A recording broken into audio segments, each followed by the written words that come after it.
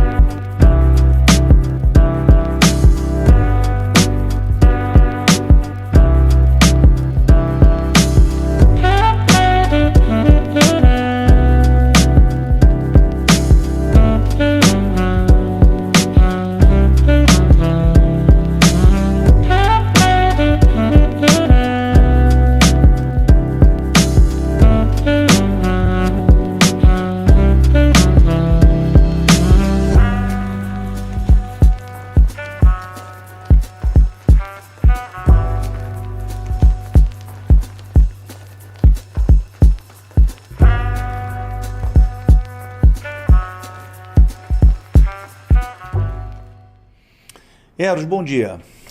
Tudo bom, Guruga? Prazer estar aqui. Prazer obrigado em receber a gente aqui. Muito legal. Quem é o Eros? Quem é o Eros? Conta pra mim. Cara, o Eros é um empresário que foi crescendo, saímos do nada, saímos da marcenaria e hoje estamos aí. A gente tem bons projetos, uma boa reputação naquilo que a gente faz e vamos crescer mais. Ô Eros, você sabe que assim, acho que todo mundo tem, né? Eu tenho, assim, uma doença que eu adoro ferramenta, né? Eu adoro carpintaria.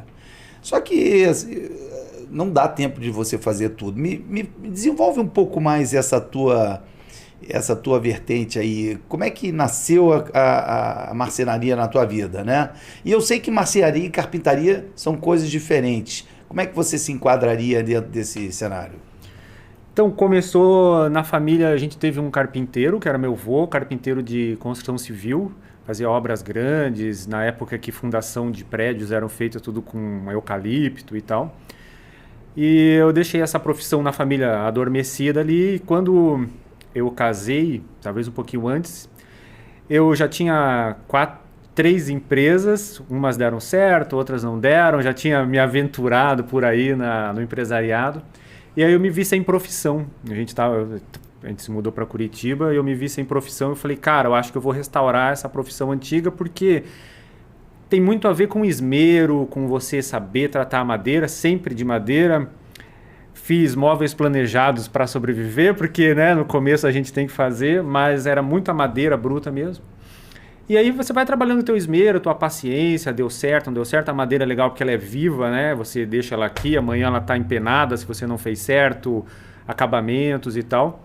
E minha esposa como designer já desenhava alguns móveis, então por isso que eu sempre fui marceneiro de marcenaria fina, fazia alguns móveis já lá em Curitiba, entreguei alguma coisa e a gente resolveu vir para cá. Para vir para cá, o nosso combinado era assim. Para cá onde? Esqueci que eu tô no Rio, né?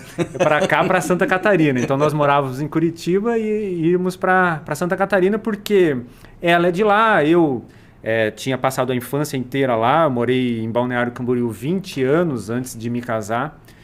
Então, vamos voltar para Santa Catarina? Vamos. Só que o combinado era que um dos dois tinha que ter um emprego naquilo que quisesse, naquilo que quer fazer, não podia ser um subemprego, porque subemprego em Curitiba a gente já tinha. E aí foi onde eu fiz um teste num estaleiro ali da região, que trabalhava muito bem a madeira, trabalha até hoje, e passei no teste. Então daí nós viemos. Isso, que ano foi, Eros? Isso faz 5 anos e meio de hoje.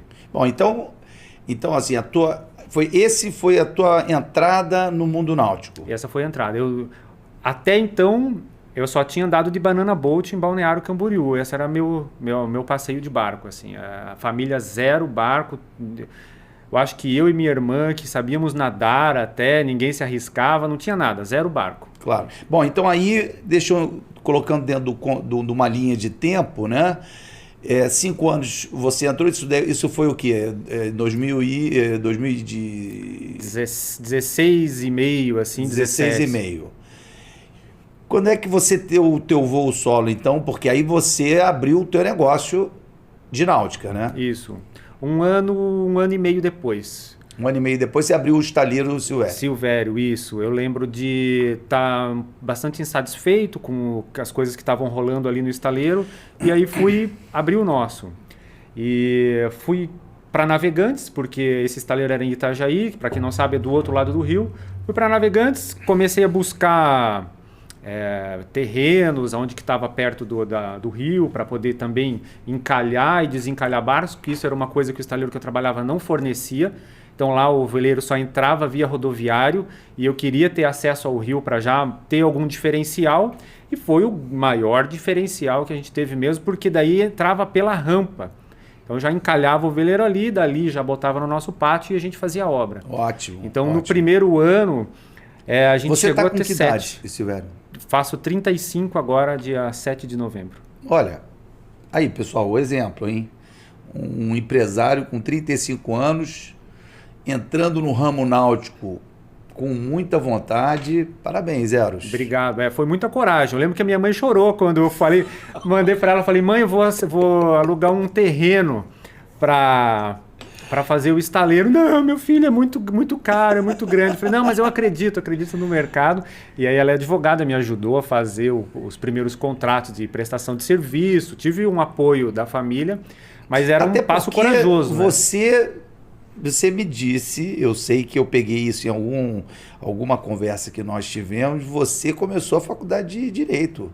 Comecei faculdade de Direito porque era o sonho da família. Só tem operador jurídico na família, promotor, tem de tudo. E aí tem que ter ovelha negra empresária ali no meio, porque eu não consegui mesmo. Bom, aí o estaleiro funcionando, e você fazendo o diferencial porque você fazia um acesso ao mar. Aliás, esse é um dos assuntos que a gente vai falar mais à frente, que eu acho muito importante. Mas assim, instintivamente, você não tendo só do ano e meio que você teve de experiência, você já percebeu que o acesso ao mar faria toda a diferença no teu trabalho. Porque o estaleiro já era minha 4ª empresa, né? Então eu já tinha uma caminhada. Eu abri minha primeira empresa com 22 anos. Então você já começa a criar o que chamam de tino, de percepção estratégica. E aí você vai e fala, pô, se esse cara tem e eu oferecer exatamente as mesmas coisas, no máximo que eu posso chegar é em segundo lugar. Então se eu oferecer outras coisas, pode ser que eu desenvolva melhor. Entende? Então vamos lá, o estaleiro Silvério, qual era na época, porque eu sei que você agora está dando uma guinada. Sim. Com a construção do Summer 38, a gente vai falar em breve também, que ele é um projeto do Tony Castro. Mas assim, qual era o core business do teu negócio e qual foi o diferencial que você fez no teu negócio? Ainda é, né? Reforma de veleiro e marcenaria naval. A gente entrou para isso mesmo. Já agregando também o serviço da Silvana, né? Que quando a gente abriu, ela já tinha 18 anos de design de interiores. Isso também é muito expressivo. Ela é formada em design, pós-graduada em design, mestrado em ergonomia para design. Então, agregou muito. E aí os clientes se sentem muito à vontade de customizar o barco, porque conversa direto com ela, vê os desejos. Por exemplo, eu vou te dar um exemplo, tá? Assim, eu quando fiz a obra do meu barco, eu já falei aqui para vocês no meu podcast, quem quiser ver lá o podcast, o tamanho da minha pia é descomunal, eu tenho uma pia enorme. Fantástico, eu vi ontem lá, foi realmente... Eu acho que era um dos meus desejos ter uma pia grande, porque eu acho pia de barco muito pequena. Assim, a tua esposa tinha essa percepção, porque casa é diferente de barco, né? Como é que funciona isso? A casa é diferente, mas o cliente é o mesmo. Ele tem um desejo e ele quer realizar aquilo ali. Porque o nosso cliente não é um ticket pequeno, né? As pessoas vão lá para realizar sonhos, assim.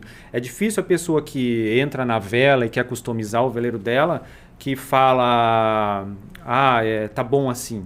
Você quando é barco de série, e mesmo assim, no Summer e no Spring, vai ter um nível de customização ali que pode. Claro que você não pode customizar o processo, porque são barcos de indústria, daí é processo industrial. Mas mesmo assim, se o cara quiser customizar 100% um Summer, por exemplo, daí ele sai do barracão da indústria e vai para o pátio do estaleiro Silvério, que ali é o lugar onde a coisa acontece 100% customizado. O que a gente mais pega? Pia de cozinha, que a Dona Maria não consegue se habituar àquela pia pequena, bombinha no pé, pode esquecer, isso é coisa de velejador raiz mesmo. Claro. A pessoa que vai para morar, ou que a gente está vendo que o público hoje quer passar bons finais de semana, bons feriados ali, quer passar com a família alguma coisa um pouquinho mais longa, pede banheiro bem confortável. Isso aí é um problema até com os projetistas, porque a gente às vezes tem que mudar um pouco a disposição da antepara e tal, e isso vai para o escritório do projetista e eles autorizam, isso volta. Então um box no banheiro tem que ter essa coisa de cortininha, ou tomar banho e molhar tudo também. A mulherada Ninguém não gosta. seca o banheiro depois, né? Não. Os nossos clientes não. Eu te faço uma pergunta, então vamos lá. O Estaleiro Silvério hoje tem quantas obras realizadas? 42 obras realizadas. De todo tamanho. De todo tamanho. Desde lanchinha que foi para lá para pintar, reparo pequeno, até obras 100% que nem era para ser 100%. Um multishine de aço, por exemplo, que a gente achou 12 furos. A gente fez eu achei um por acaso, e aí liguei pro cliente e falei, cara, não confio mais no teu casco, agora vamos contratar um ultrassom para a gente saber. Dali achamos mais 11. Então... teve essa que literalmente depenou tudo e fez tudo de volta. E você me falou uma coisa interessante, né? Você não entendia nada de aço, né? Aço não. Aço eu tive que correr atrás de uma consultoria ali em Curitiba.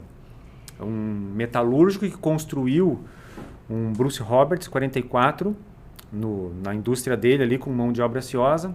Esse cara tem doutorado nos Estados Unidos em aço, me ensinou muita coisa sobre corrosão, sobre moldar o aço, sabe? Moldar tubo, calandra 3D, coisas assim que muito legal.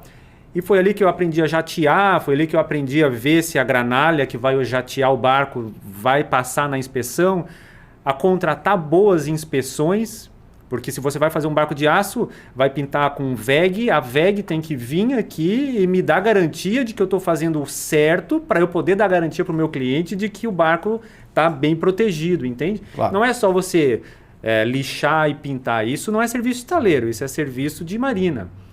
Ali não, ali constrói, aí é legal de navegantes por causa disso, a gente tem uma variedade de mão de obra incrível, então o barco literalmente entra inteiro numa câmara de jateamento, é jateado, pintado ali, e aí vai para o estaleiro para fazer o mobiliário, entende? Para fazer isolamento e dar sequência na obra. Eu estou achando interessante, Eros, porque você mais ou menos está desenhando aí. O Estaleiro Silvério vai continuar existindo. Sempre. Ele é o grande guarda-chuva de todo o ecossistema que a gente está criando. Mas está surgindo um negócio novo com o Springer. Me fala do Springer aí. Me fala como é que... Primeiro é o seguinte, né?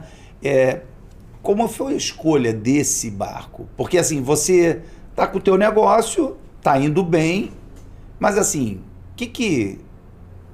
qual foi a boia que você foi montar? É tino de empresário, né? Eu olhei um dia, falei, a reforma não é que vai acabar, né? A frota brasileira é muito antiga, os barcos novos são muito poucos, assim. Mas uma hora, lá em Santa Catarina, nós somos em 2. E no Brasil não são 10 estaleiros. Explica aí, quem, cara pálida, somos nós dois? Somos em 2 estaleiros próprios para reforma de veleiro. Ah, ok. Entende? Então eu não tenho muito concorrente, assim. Mais uma hora isso vai acabar, né? Você vai, até já teve ali gente que saiu do estaleiro, já abriu o seu e já está tendo a clientela dele ali. Claro. Então, o que é muito comum. E eu sempre tive esse negócio da indústria, porque uma hora você começa a trabalhar na indústria e começa a ver que indústria é uma obra muito mais limpa, muito mais sequencial, com processo definido, com processo medido. É outra coisa, é outro modelo de negócio. A gente conversou sobre isso já e eu acho que é super interessante falar, porque você disse que quando você fez o curso de PMP, isso, que fez muita diferença. Fala pra gente, então, como é que foi essa tua experiência, Eros?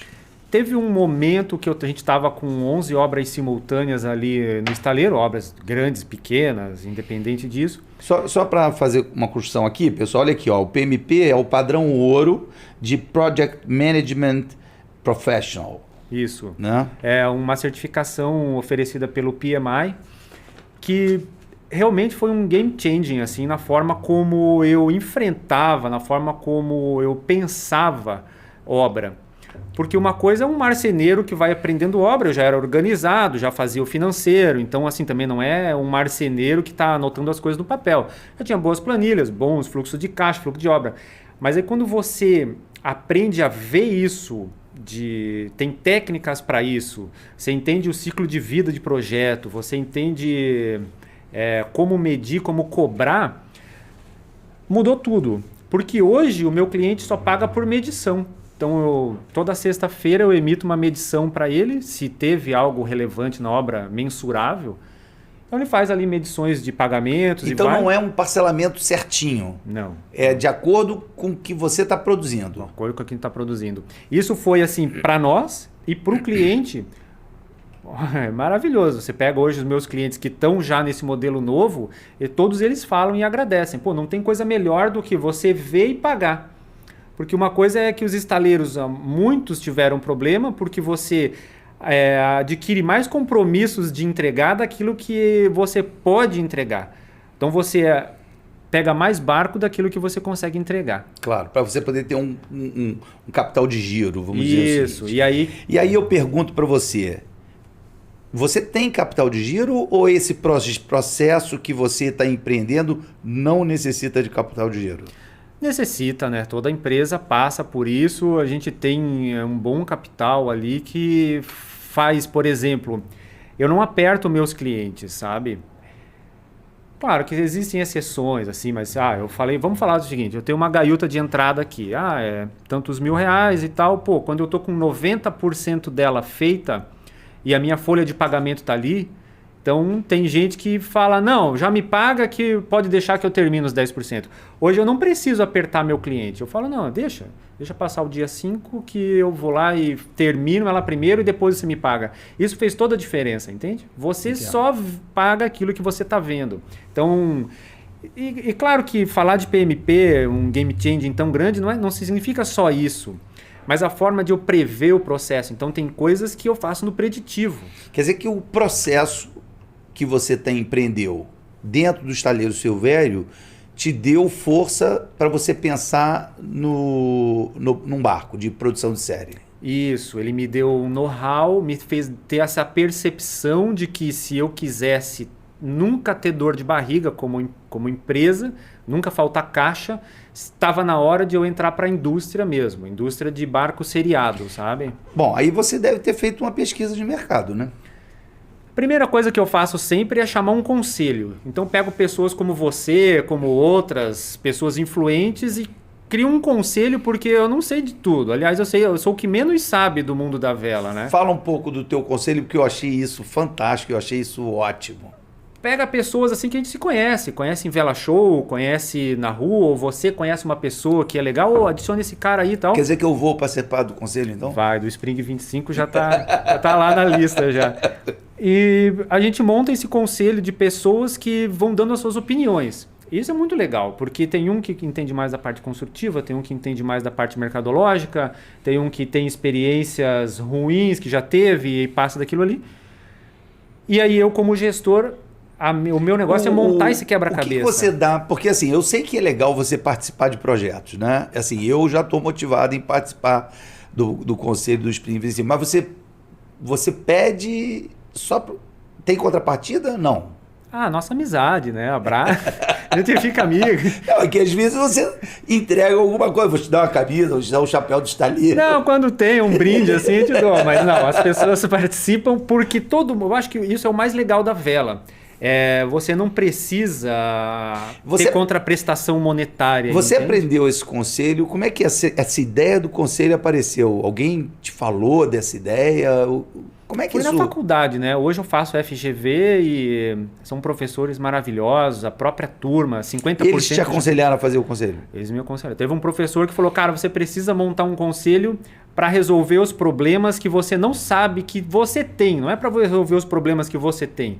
É para você resolver os problemas que você nem sabe que tem ainda. Porque você vai ter uma visão diferente daquela que eu tenho. Claro. E aí você vai colocando isso e chegou uma hora no conselho que... Eu adicionei alguns investidores, pessoas que estavam querendo empreender na área. E chegou uma hora, um cara deu uma ideia, falou, Eros, ao invés de você contratar um projetista, que nós compraríamos um projeto do Soto Acerbal, um Fast Cruiser 37, maravilhoso. Tá, então eu vou te fazer uma pergunta, interrompendo a tua linha de raciocínio, porque eu acho importante colocar agora. Assim, você sabe que o mercado de lanche é muito maior do que o mercado de veleiro, né? Por enquanto, sim. Ótimo, adorei a tua resposta. É só falta de oferta. A demanda existe e vai ter infinita. Sabe? Mas no mundo, você não acha... Você acha que... Tirando o Brasil como exemplo. Eu sei, por exemplo, na Argentina, eu acho que o mercado de veleiro é maior do que o mercado de lancha. Essa é a impressão que eu tenho. Eu não sou conhecedor, mas eu tenho essa impressão. Na Europa... Qual é a tua impressão? O veleiro é maior do que a lancha? Olha, Guru, é uma coisa que eu não sei te responder, não tenho isso, sabe? O que eu tenho é o... Então, a escolha do veleiro foi porque você acredita no potencial do mercado? Acredito. Acredito que vai ter um dia, é muito próximo, quer dizer... Qual é o teu signo? Escorpião. Bravíssimo. É o seguinte, não...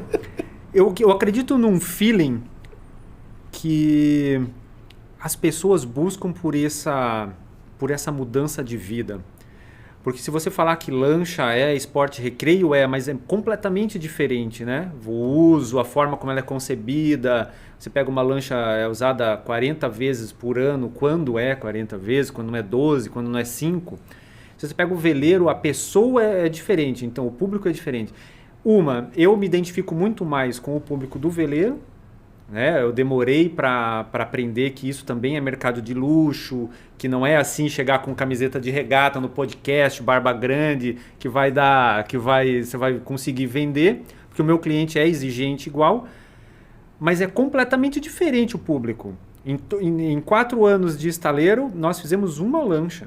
E foi uma experiência horrível, o cliente não saiu satisfeito, eu não consegui absorver aquilo que ele queria, os requisitos dele. E ali, para mim, foi o suficiente. Nada contra os lancheiros, nada contra mesmo. É que eu, como não me identifico, nunca vivi naquele mundo ali, eu não sei lidar, entendeu? Claro. Não soube fazer. E aí, do veleiro, não. Tanto que o meu sócio nem é de veleiro, ele é de motorhome. Entende? Não tem nada a ver com veleiro. O teu sócio é um cruzeirista da terra. É um cruzeirista da terra, isso mesmo. E ele acreditou, fazia parte do conselho, e alguém do conselho falou, Eros, ao invés de você investir todo esse dinheiro, porque hoje para você construir um molde, né, de um 37 pés, vai aí uns 2, 3 milhões de reais que você tem que ter na duas entrada. Vezes o valor dois do barco.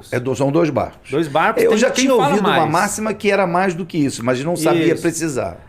Tem mais porque você tem que colocar margens e coisas assim, mas é uma equipe de 8, 10 pessoas por 18 meses, full time, com material infinito ali para os caras e muita coordenação de projeto. Claro. Então, ao invés de a gente fazer esse movimento primeiro, por que a gente não pega um barco que tenha uma aceitação boa dentro do Brasil, procure um molde que já funcione e lança? Então, nesse contexto que você começou a buscar moldes. Isso. Daí eu viajei, joguei muito grupo, recebi muito contato, fiz algumas viagens, fui.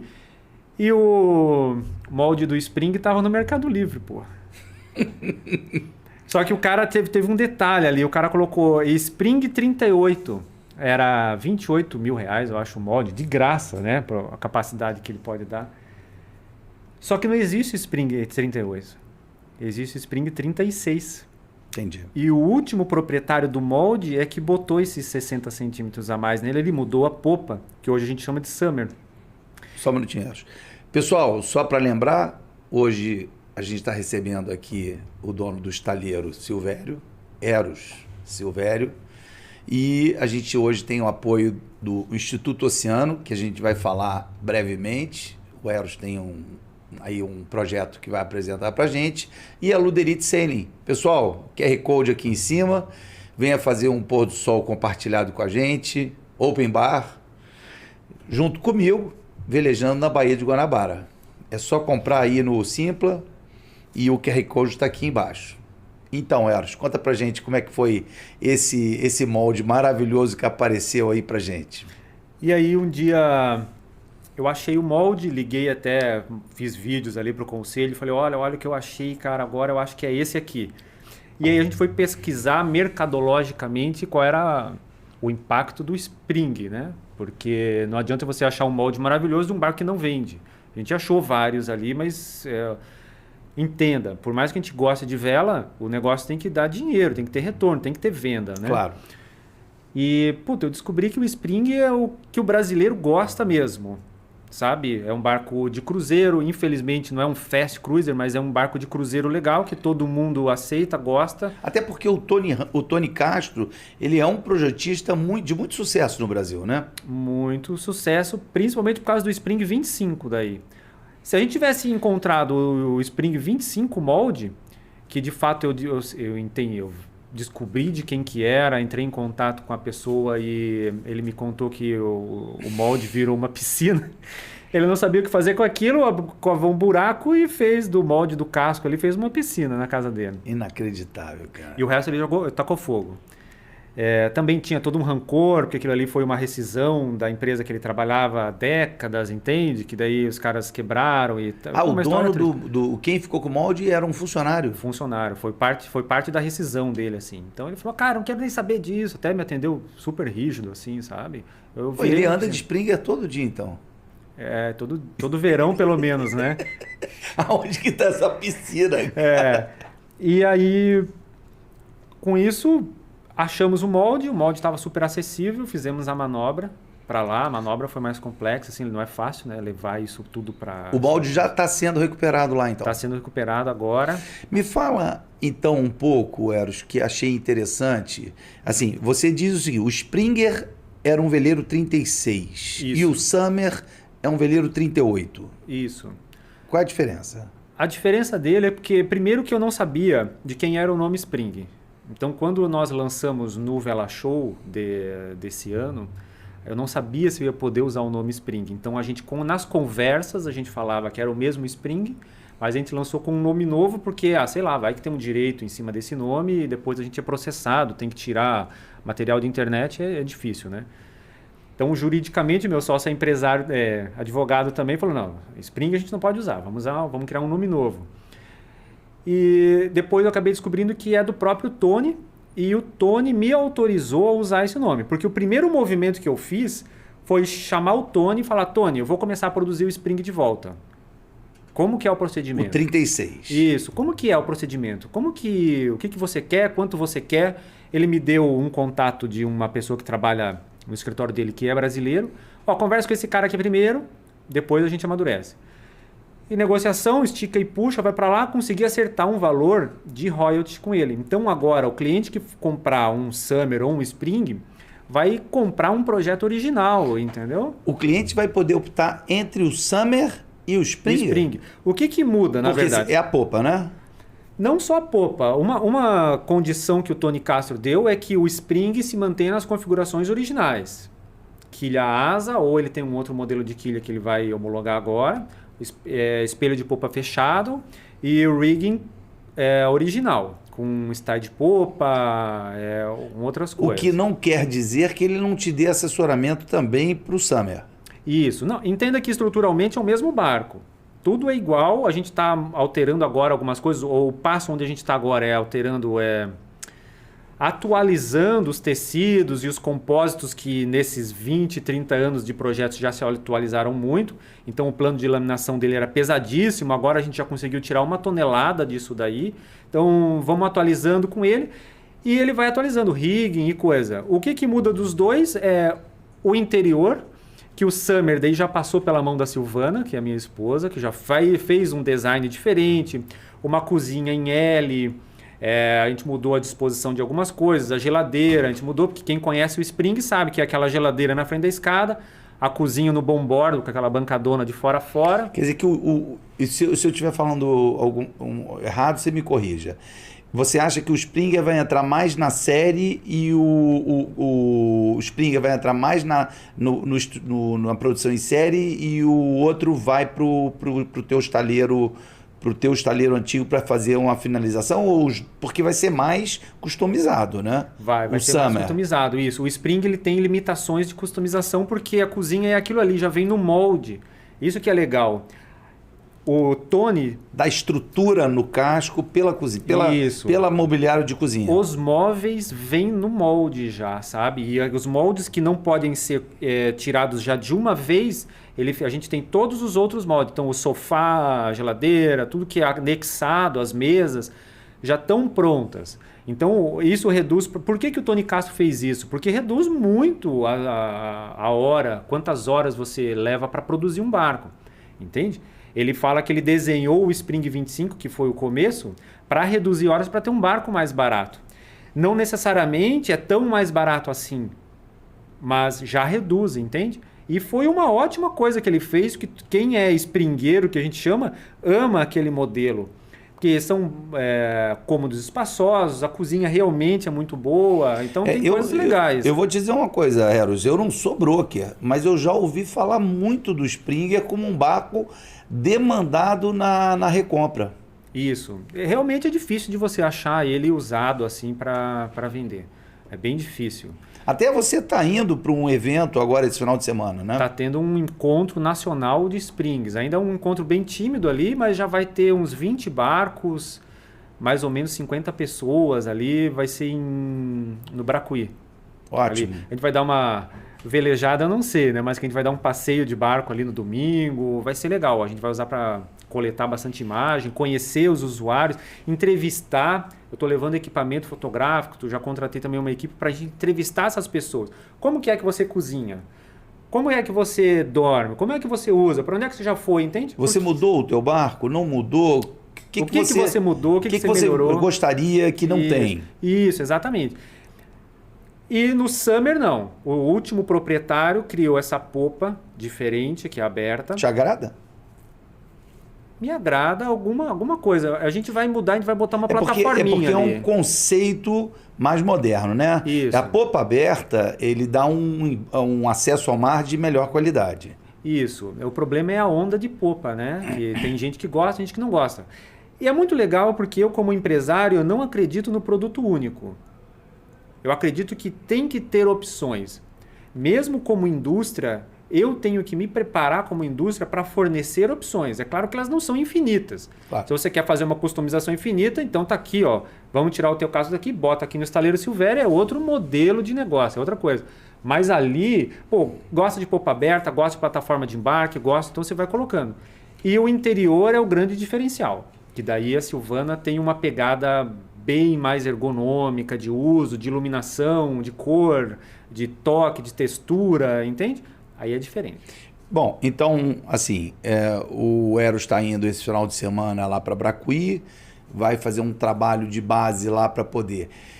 Você deve estar já pensando na tua linha de produção do Summer e do Springer 36, né? Quando é que você acha que você vai iniciar essa produção? É difícil falar porque a internet fica gravado para sempre, né? Vamos colocar aqui algumas coisas. Você gostaria? O que você gostaria? Eu gostaria de, em março, estar produzindo o primeiro já sério. Do Summer ou do Springer? Tanto faz. Para nós não muda nada. O cronograma é legal porque eu faço um cronograma bem profissional, num software profissional, e eu coloco lá, espelho de popa, qualquer versão. Eu estou preparado para aquilo que o cliente quiser de customizar naquelas opções que eu tenho ali. Claro. Então, popa qualquer versão, aí muda o interior, claro, né? São 400 horas de marcenaria de uma versão para outra, então isso também repassa no preço. O Spring é bem mais barato e bem mais rápido porque ele não tem marcenaria, esse que é legal, que a preocupação do Tony foi essa. E o Summer, quando vai ter a marcenaria que a Silvana está desenhando, daí já é um trabalho bem mais longo e bem mais caro. É um barco que vai ser Então você acredita que o Summer vai ser um barco um pouquinho mais pesado? Vai dar por baixo ali uns 400, 800 quilos. A mais? A mais. Depende. Hoje eu tive uma reunião com a Silvana, que ela tá produzindo um catamarã para um cara todo de fibra de carbono e compósitos. Muito legal assim, o projeto do cara. E ele trouxe um material que talvez a gente comece a substituir o compensado dos móveis, porque das anteparas a gente já vai substituir. Já vai ser antepara de compósito. Eu não vou usar antepara de compensado naval em nenhuma das duas versões. Isso vai ser sempre já de compósito. Agora a gente está começando a colocar isso nos móveis. Claro que isso tem um repasse de preço, muda, mas não muda muito. Sabe? Vai mudar 12%, 18%. E melhora o peso também, né? Pô, daí sim. Daí não vai aumentar quase nada. Ah, entendi. Entendeu? Entendi. Então, você entende que a gente está em constante mudança, constante atualização. Mas se você quiser um barco mais acessível, você vai ter essa opção. Entendeu? Então, assim, do conhecimento que você tem, você acha que o teu cliente é o cruzeirista, um cruzeirista que gosta de correr regata? O Tony entende que o barco tem perfil, de repente, para brincar de regatinha? Eu acho que o meu cliente gosta de curtir regata. Ele só não vai ficar bravo se ele não ganhar. Claro, porque não é um barco com esse propósito. Não foi feito para isso, entende? É claro que se você depenar ele e botar velas para isso, quem sabe você seja o teu competitivo. marketing vai ser em cima do familiar. Do cruzeiro, isso. Tá. E, assim, hoje a gente sabe a dificuldade, porque é um artigo de luxo, é um barco que vai custar na faixa, vai ser um pouco mais de 1 milhão, né? Sim. E você entende que o mercado, quer dizer, o brasileiro, a gente espera que em breve ele tenha esse... Como é que você vê o poder aquisitivo do brasileiro para o mercado náutico? Porque se a gente analisar o mercado náutico, quer dizer, eu sempre converso aqui no podcast, né? A gente sempre comenta a dificuldade que a gente tem, porque não temos tantas marinas assim, para daqui a pouco o mercado vai ser uma loucura, né? Haja poita para botar todo mundo em poita, porque como é que vai ser isso? Como é que você vê o mercado, o crescimento do mercado náutico, o acesso ao mar, as políticas públicas? Vamos falar um pouquinho mais disso, porque eu acho que isso tem a ver com o crescimento do estaleiro. Vai ser você vai mudar o nome ou vai manter o nome do estaleiro Silvério fazendo o Summer e o Springer? Continua sendo o estaleiro Silvério. A gente executa a obra, né? A Silvério executa a obra, mas é um estaleiro, uma pessoa jurídica já diferente, né? O estaleiro chama Summer. Então é o estaleiro Silvério que executa as obras do estaleiro Summer. Ótimo. Entende? São duas pessoas jurídicas diferentes. São duas pessoas jurídicas diferentes, porque, como eu te falei, são modelos de negócio diferentes. Hoje nós somos muito pequenos e não faz diferença. É eu que toco tudo e não tem que chorar, tem que trabalhar até tarde e pronto. Em algum momento isso vai aumentar a escala e aí já vão ser pessoas jurídicas diferentes mesmo, com equipes diferentes, tudo diferente. O que eu acho que o mercado é uma soma de coisas. Eu acho que a política pública tem que colocar a rampa pública. Tem uma em Itajaí que é muito engraçada, ela tem uma inclinação que se for com uma caminhonete, botar um bote ali, a caminhonete vai cair na água. Igual o The Qualified Captain lá que tem no Instagram que você dá risada, só caminhonete na água. Claro. E tem a parte deles. Tem a parte das marinas, que, poxa, está cada vez mais caro, é ruim mesmo manter, você botar hoje um 36, 38 numa marina, pela referência que eu tenho, é 2.000 e poucos reais por mês. Também já não é mais para qualquer um, entende? Porque é difícil. O teu marketing hoje vai ser em cima do barco vendido. O meu marketing hoje vai ser em cima do modelo de negócio de construção. Porque você não precisa necessariamente ter todo o dinheiro para comprar um barco. Você não precisa ter 1.200.000 para sair com um barco pronto. Hoje eu já aprimorei o modelo de negócio que você também vai me pagando por etapas e por medição já no barco. Assim como eu faço na reforma, esse vai ser o barco pronto também. Então isso que já é um grande diferencial. E quanto tempo você acha que demora para você construir? Só para fazer um fluxo de caixa. Assim, nós estamos falando de 1,2K de reais, 1,2? 1,2, 1,2. 1,2 M maiúsculo. Em quanto tempo de produção? Em 12 a 24 meses. Depende do teu fluxo de caixa. Ah, a pessoa pode desacelerar. Pode desacelerar e pode acelerar. E assim, é 12 porque eu tenho um caminho crítico que é o motor. Hoje, a gente fechar um barco, assim que você puder, financeiramente falando, a gente já tem que fechar o motor também. Se você optar por Yamar, principalmente. A Yamar está demorando de 8 a 12 meses para entregar. Entende? Então esse é o caminho crítico principal assim, do barco. É o cara comprar o motor. O que? Um motor hoje está em torno de 100? 100 mil reais, um 39 HP com rabeta. Essa tabela de fevereiro, né? A gente está hoje, agora em outubro, daí já não sei. Entende? Eu não fico me atualizando. Então o primeiro caixa que o cliente tem que ter é comprar o motor. O caixa inicial de uma obra dessa é 300 mil reais. Com menos que isso, a gente não pode descer pro play. Incluindo o motor? Incluindo o motor. Entendeu? Não. 300 mil é o motor também. Com o motor. É porque você também não vai pagar o motor à vista, né? Eles fazem algumas vezes direto de fábrica. Entende? Mas mesmo assim, você vai ter uma compra de compósito muito grande, a mão de obra muito grande. Todas as empreiteiras iniciais é onde tem mais desembolsos. A marcenaria é legal, porque... Por que isso acontece? Até legal essa tua pergunta. Porque a parte de fibra é muito rápido de construir. Em 90 dias, eu tenho condições de entregar a parte de fibra toda pronta. Então, aí a gente está falando de 40 peças, né? 4 peças grandes, que é o costado, o convés e os 2 contramoldes. O contra-costado e contra-convés são os lines. São peças grandes de tamanho do barco. Da mesma forma que você tem outras peças pequenas. Então, em 90 dias, você vai ter que me pagar isso, entende? Então, os primeiros desembolsos, os primeiros 120 dias são pesados. Depois que vem marcenaria, como a marcenaria é muito difícil de fazer, ela estende mais. E daí você vai tendo desembolsos menores, mais regulares, e aí é onde muda alguma coisa, sabe? É muita grana. A gente está falando de uma brincadeira cara, entendeu? Só que assim, você me perguntou de mercado. Tem... Você vê aí estaleiros com fila de espera de 3 anos, fila de espera de 2 anos, estaleiros outros, entende? Então, assim, mercado tem. E a gente, desde o D0, a Summer, está focada na exportação. Então, o mesmo barco que a gente vai oferecer para o mercado brasileiro, a gente vai oferecer para o mercado estrangeiro. O que você, assim, olhando para o mercado de fora, o que você vislumbra?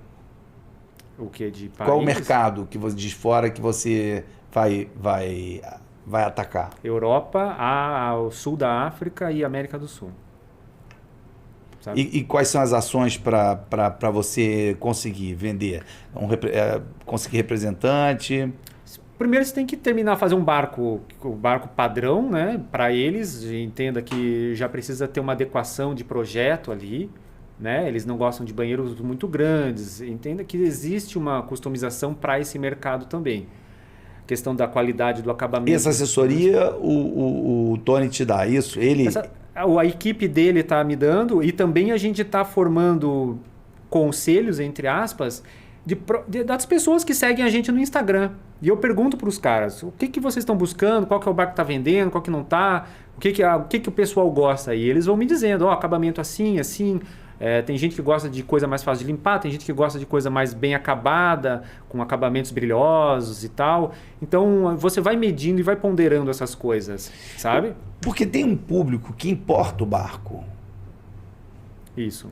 Que gasta mais de 50% de imposto para trazer um barco. Esse barco não existe no Brasil. E também é o seguinte, eu acho que o cara não importa um barco de 38 pés. Eu acho que, assim, olhando 40 pés é para o cara fazer uma viagem transatlântica, né? Isso. Como é que você vai entregar o teu barco na África, por exemplo? Vai de navio. Container, isso. Vai em cima dos containers, né? Aqueles containers abertos. Não, ele vai por guincho mesmo, assim, eles botam em cima, é a última coisa no container. Tem que lembrar que nós somos de Santa Catarina. Lá a gente tem incentivos fiscais para estaleiro, tem o Pronáutica, e tem uma outra série de coisas, de adequações lá, que facilitam isso, né? Eu tenho um porto em Navegantes e tenho um porto em Itajaí também. Então, se você pegar o mercado náutico de Santa Catarina, subiu 104% nos últimos 120 dias a exportação de barco. Então, a gente só está exportando cada vez mais, só que ainda só lancha. O Brasil não está exportando muito veleiro, que eu saiba.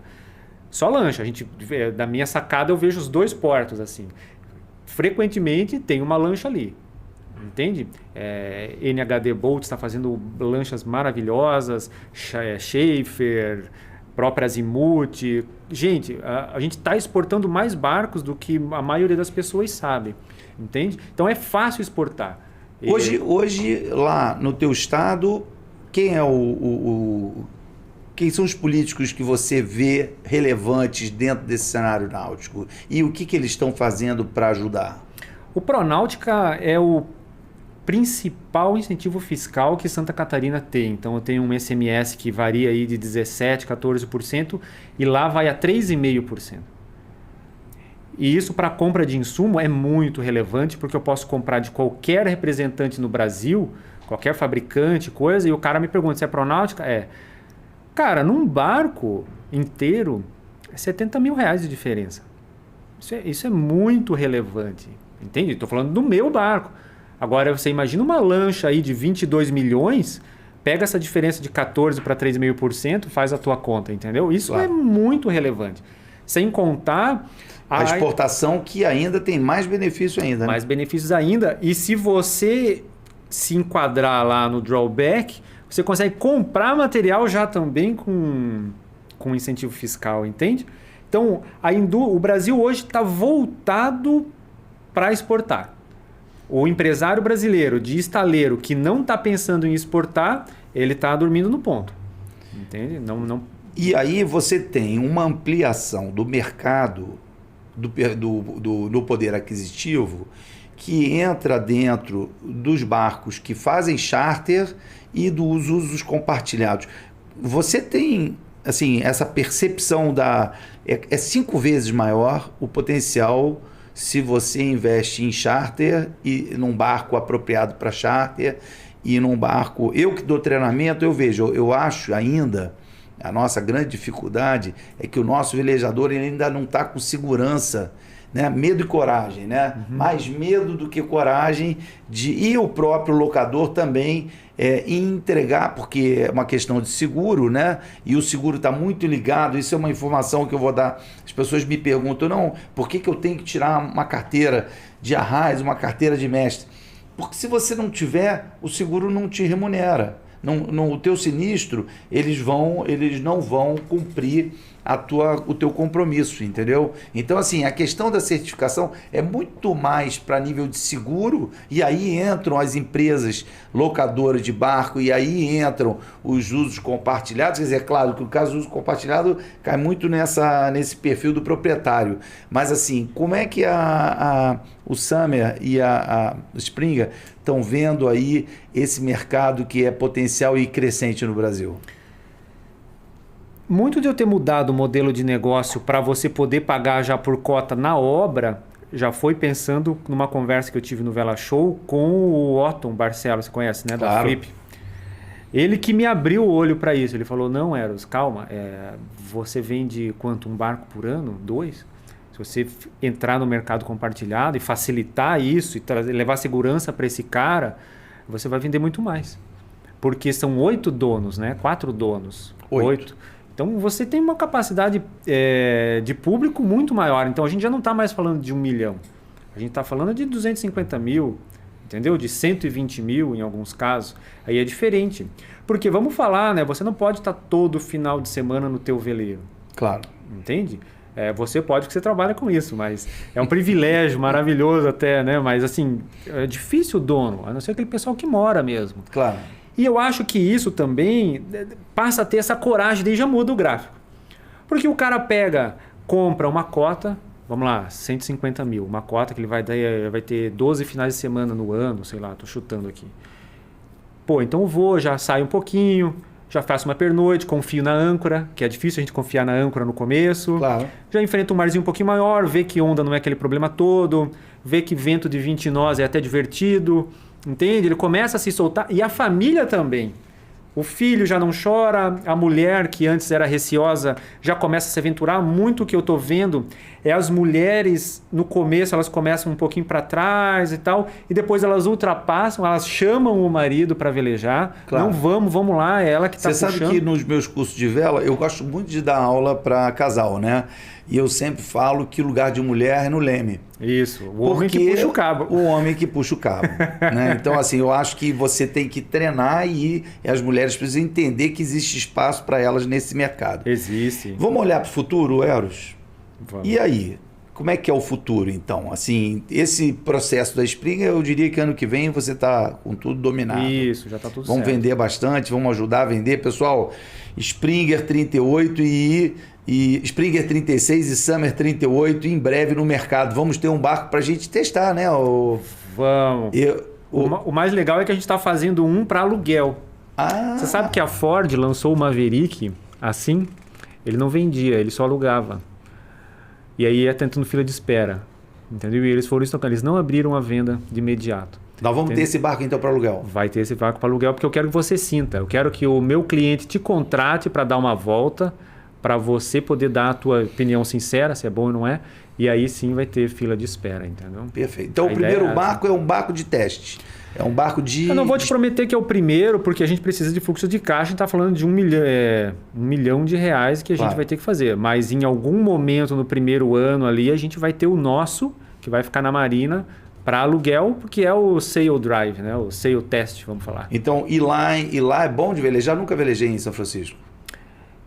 Ali na região de Itajaí é maravilhoso. Maravilhoso. Né? Muito bom.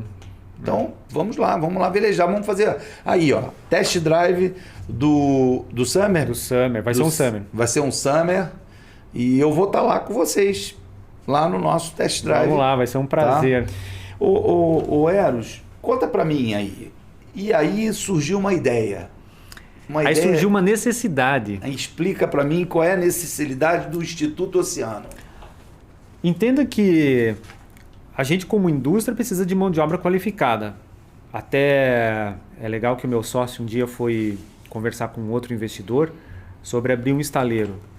E ele tomou um esporro do investidor, ele até deixou a bolsa lá na sala do carro, tomou um esporro mesmo, de verdade, assim. Você tá doido? Isso é mão de obra muito qualificada, a gente não tem como, esse povo não existe no Brasil e tal. E realmente, em Santa Catarina nós temos Oaken, que é um estaleiro de lancha, para mim, são os mais bonitos, os maiores hoje. Azimuth, Fibra Forte estão crescendo, NHD. Cara, a gente tem muitos estaleiros ali. A própria Magma de veleiros também, tem muita gente. Então, mão de obra é quem pode pagar mais. E a gente, como meu trabalho como gestor é pensar no futuro, eu falei, cara, eu vou me ver passando cortado para ter acesso a essa mão de obra. Até porque você vai disputar com os caras muito maiores do que você. Imagina. E embora na marcenaria, que é o grande gargalo de todos os barcos do mundo, a marcenaria, você sou eu tem que essa faço, facilidade. Sou eu que faço, eu que treino. Mas a laminação não existem tantas empreiteiras assim, né? Hoje nós temos 4 empreiteiras pequenas, piazada que saiu, mas é sempre assim, um cara que sabe pouco ensinando um que não sabe nada, um cara que tem um pouquinho mais de experiência ensinando alguém que está começando agora. E aí eu olhei para minha mulher um dia e falei, cara, vamos abrir uma escola? Vamos abrir uma escola que treine essas pessoas para, primeiro, a gente não ter problema de mão de obra E outra, tudo que a indústria quer e tudo que a indústria precisa e tudo que o mercado náutico precisa é de mão de obra, porque quanto mais mão de obra o cara tiver, melhor ele vai produzir. Você está me contando um fato ou você está me contando a história? Me conta a história. Você um dia foi num Recursos Humanos. Aí a gente teve essa conversa ali, vamos, não vamos. Eu falei, eu tenho que validar essa ideia, então eu não vou formar conselho nenhum. Eu vou lá direto na porta da indústria e quero bater. Conversei com um diretor de um desses estaleiros e ele falou, cara, é tudo que eu quero. Resolveu. É tudo que eu quero, qual que é a capacidade? Eu falei, o curso que a gente está fazendo é 20. Ele falou, não, quero 100. Eu falei, não, cara, calma, pô, é 20. Não dá para começar grande assim desse jeito, né? É MVP, mínimo produto viável, e não desse tamanho. Então, tá bom, quando você vier, traz. E aí chamei o Sidney, que é um mestre laminador, mestre modelista, que entende do processo de laminação de cabo a rabo, coisa que eu não faço. Esse cara você diria que ele é um master lá da área ele ele está contratado. Ele tem 30 anos de laminação. Foi ele um dos caras que se pinta barco hoje com barco PU. Ele foi um dos pioneiros que acreditou nisso, que dava para preparar a superfície para isso. Ele é um modelista incrível, contratado para ir lá fazer moldes, fazer plugs de moldes e tal. Então ele é freelancer? Ele é um freelancer, hoje caríssimo por sinal. E eu chamei ele para a escola. Falei, cara, vamos montar, porque é o seguinte, esse conhecimento não vai morrer com você. Ele está dentro do projeto, então? Somos três na escola. Somos 3 na escola.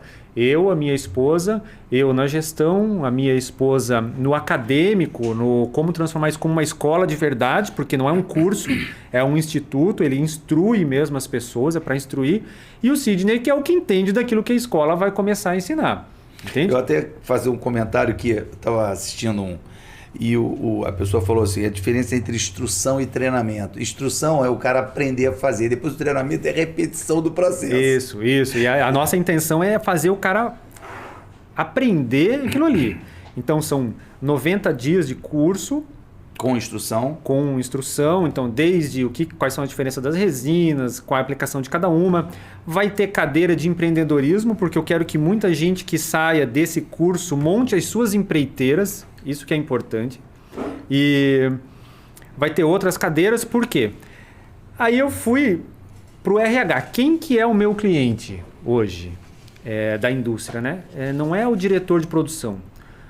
O meu cliente é a pessoa do RH, porque ela sofre muito para achar, sofre muito com esse turnover grande, que é essas pessoas entrarem e saírem da indústria, então eles vão para aquele estaleiro, daí não dá certo, daí volta, entende? A empresa sofre e gasta muito.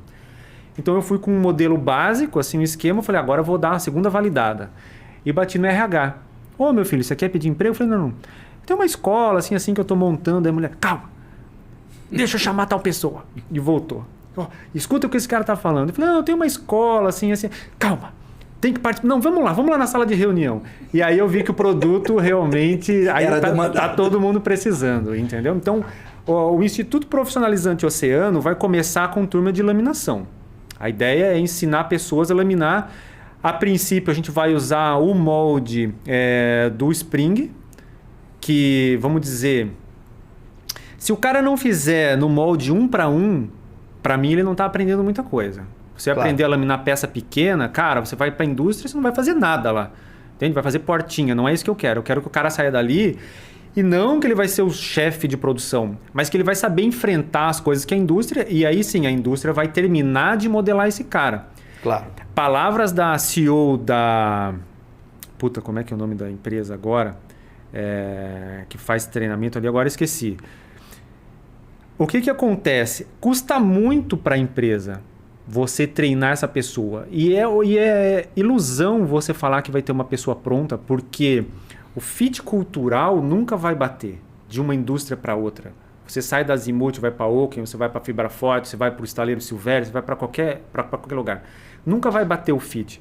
E custa muito essa adequação do fit cultural, da pessoa, das expectativas dela ali, da GUP, o nome do sistema de RH, que cresceu agora. Então ela falou, 70% a pessoa tem que ter uma base, mas os outros 30% são caros iguais e é a empresa que tem que dar. Então, o Instituto está nascendo para reduzir o custo desses 70%. Então, o cara vai saber fazer. E o último mês de curso, parte ele está fazendo na escola e parte ele já está fazendo na indústria. Então, a seleção desse aluno já é feita conosco e com a indústria. Claro. Então, eu vou para você como indústria, falo quantos você quer? Eu quero 5. Então, vamos selecionar desses 300 currículos aqui, já me ajuda a selecionar. Entende como já começa a reduzir o custo? Então, ela já faz parte. Porque é um curso caro. Não vou falar para você que é um curso barato. E só funciona se a indústria foi lá e subsidiar a metade. Então, a indústria paga metade, o aluno paga a outra metade. Sim, mas assim, de certo é uma grande economia para a indústria. A gente está falando na casa de números aí, a indústria vai economizar uns R$40 mil num processo ano de treinamento de um funcionário. de um funcionário. Em um ano. Custa muito mais do que a gente imagina. Não é só a peça que o cara erra, que o cara... Esse turnover, esse entrar e sair, esse cara falou que sabia, mentiu no currículo, esse cara até é bom, mas não fecha com a cultura da empresa, entendeu? Então ali a gente vai estar de olho já no cara. A gente vai estar treinando o cara. E é legal isso do Sidney, porque o Sidney sabe dar aula. E o Sidney não vai ser o único professor, claro, mas as principais matérias é ele que vai dar. Muito bom. Então, assim, meio que você está fechando todo o circuito para o estaleiro e para a nova empresa e para o instituto, meio que todo mundo trabalhar junto e em breve nós vamos ter muito veleiro Springer aí no mercado. Eu gosto de dizer que a gente está contribuindo para um ecossistema. Porque enquanto esse ecossistema for pequeno, os estaleiros serão pequenos e o mercado será pequeno e o Brasil vai ficar sempre com essa capacidade maravilhosa, hidrográfica, impressionante, são poucos os países no mundo que têm, mas esse mercado pequeno. O ecossistema crescendo, eu como estaleiro vou crescer, como empresário eu vou crescer, você vai crescer, que faz charter, vai ter outras opções, vai ter mais cliente querendo, os outros estaleiros vão se beneficiar. É muito engraçado, porque a indústria, eu vou ser o último a poder contratar. Porque a minha indústria não pode pagar o outro 50% do aluno. Eu não estou fazendo um instituto para abastecer a minha própria indústria. Primeiro é para as outras. Claro que, eventualmente, as empreiteiras vão me beneficiar. Entende? Mas, assim, a gente está criando primeiro para o ecossistema, depois para nós. Hoje a gente está recebendo o Eros Silvério, dono do estaleiro Silvério e um grande empreendedor que está trazendo o Springer de volta para o mercado. Eros, queria agradecer a tua presença aqui. Queria que você desse o testemunho final aí, que falasse aí o que você gostaria, uma mensagem para os nossos espectadores, para os nossos ouvintes do podcast, mas não esquecendo que o Instituto Profissionalizante Oceano é hoje um apoiador do podcast Vela Show e a Luderit Sailing, que convida vocês para um pôr do sol, open bar. É só comprar aqui a entrada no Simpla, hein? Bem baratinho, venha conhecer. Eu sempre digo para os meus convidados, não precisa ter barco, não precisa ser sócio de clube, só precisa ser amigo do Guruga. Então, vem para o Samarão. Silvério, a palavra é sua. Eu queria deixar um recado para as pessoas encorajarem a trabalhar na náutica. Quando eu comecei, muita gente disse, você não sabe nada, o que você vai fazer aí, o que você vai montar, cara, você não entende do negócio. Então, assim, o mercado nada mais é do que a união de empresas que trabalham no mesmo vetor, no mesmo propósito. E por mais que a gente ainda esteja se descobrindo e esteja se encorajando, e isso custa muito emocionalmente, é muito pesado. Fazer faculdade de noite, eu já estou numa idade meio madura, assim, é pesado, tenho filho, chego em casa meia-noite, no outro dia tem que estar no estaleiro. Mas, gente, vale a pena, porque sempre compensa você pensar no todo. Sempre compensa você se projetar como um game changing também, como um ator disso daí. Abrir indústria é bom, abrir estaleiro é muito mais difícil do que se imagina. É bem mais fácil construir casa do que construir barco. Muito mais fácil, isso não é coisa minha, é o mundo inteiro que fala. Mas vale a pena. E eu encorajo as pessoas a, tem dúvida, quer conversar comigo, quer ouvir algumas palavras encorajadoras ou pelo menos um caminho, cara, me procura nas redes sociais. Quais são as suas mídias, o Eros? No Instagram, Eros Silvério. No Instagram do Estaleiro é Silvério Estaleiro. Tem o Estaleiro do Summer, Veleiro Summer 38. Agora a gente vai abrir o do Spring também. Então entre em contato conosco, porque vale a pena. A gente se retroalimentando, a gente se retroajudando, é que a gente vai fazer o Brasil ser o mercado náutico que a gente precisa. Só que se a gente ficar de braço cruzado esperando acontecer, talvez os nossos filhos vejam. A gente não vai ver muita coisa não. Tem que fazer, tem que botar a mão na massa. Eros, muito obrigado. E nós vamos deixar um presente aqui no final do nosso podcast, porque o Tony mandou um vídeo para você, não foi isso? O Tony Castro? Foi muito legal isso daí pro encontro de Springs agora. Porque a gente pediu, né, um vídeo. Pô, Tony, se você puder até... Eu já não imaginava que ele ia responder com o vídeo mesmo. Manda um recado aí, como é que ele nasceu o Spring e tal. E é legal a gente encerrar com isso do Tony, porque na época que ele fez o Spring, o projeto do Spring, o país dele passava por essa mesma coisa. Barcos muito caros, pouca acessibilidade, e ali é legal. Ele conta que na primeira feira que o Spring foi, ele vendeu mais de 100 unidades. Então, dá uma assistida no vídeo aí e vamos lá, vamos se ajudar. Pessoal, muito obrigado. Guruga, obrigado, cara. Obrigado por esse espaço. O pessoal do Vela Show, obrigado mesmo. Tamo junto, tamo junto. Muito obrigado, pessoal. Uma boa noite para vocês. Valeu. Olá. Hoje vou falar aos meus amigos brasileiros sobre o meu barquinho, o Spring 25. Este barco nasceu devido a um programa de televisão chamado Howard's Way, feito aqui na Inglaterra, que aconteceu devido a uma ideia que eu tive quando estava numa regata entre Hong Kong e Manila, numa noite, falando com o timoneiro, que era um jornalista muito conhecido, e a gente falou que na Europa devia existir uns barcos mais interessantes do que havia na altura, mais ligeiros, mais rápidos, etc.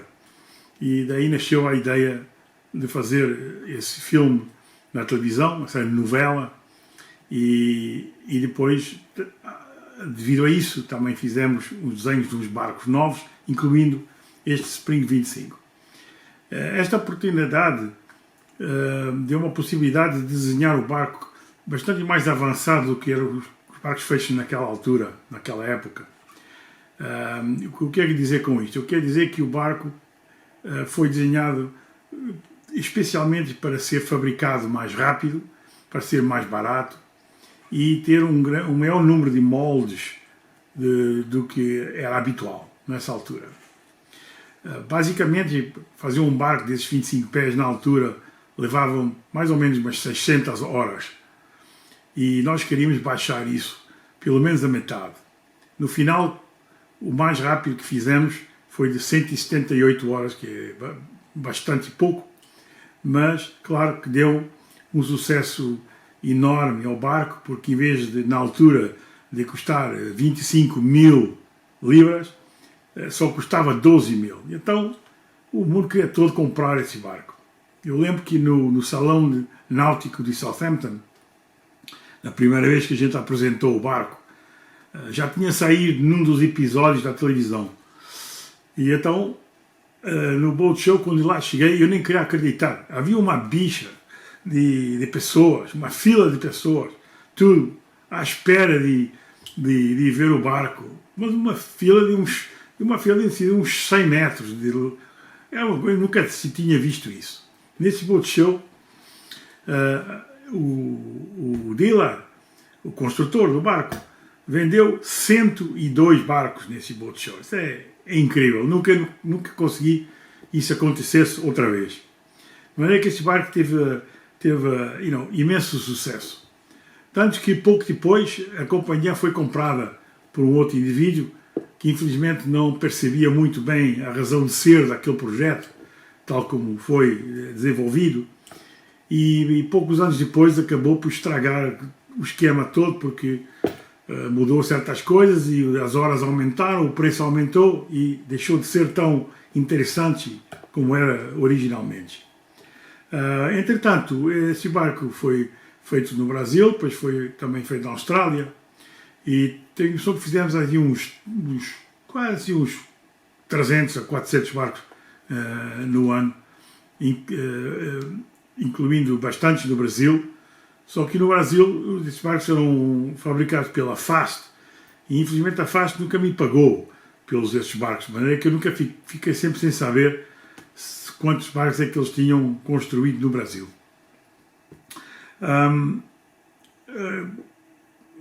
Fiquei contente de saber que vocês continuavam com tanto empenho e velejar no meu Spring 25, que era um barquinho bastante importante na minha vida profissional e que eu gosto muito de saber que vocês estão gozando ainda desse barco e espero que isso tudo continue. Tchau, até breve.